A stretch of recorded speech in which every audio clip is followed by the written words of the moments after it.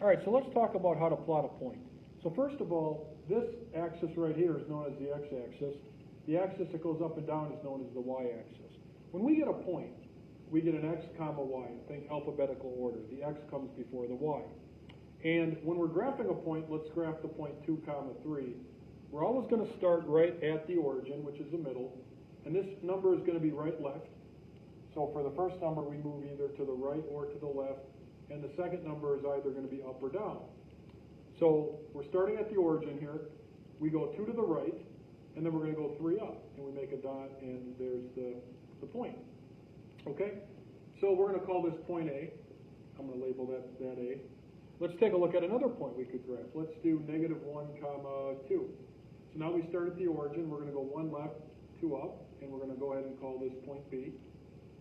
And there's point B. What about the number 2 comma 0? Well, you're going to start at the origin. You go 2 to the right and 0 up, so we're going to call that point C.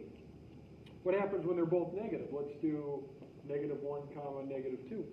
Okay, well, we start at the origin. We go 1 to the left and 2 down. And then that's going to be point D in this particular case. So that's how you plot points. Now with the quadrants, when we're in this quadrant, we have a positive x and a positive y. That's quadrant 1. Here in this quadrant, we have a negative x and a positive y. That's quadrant 2.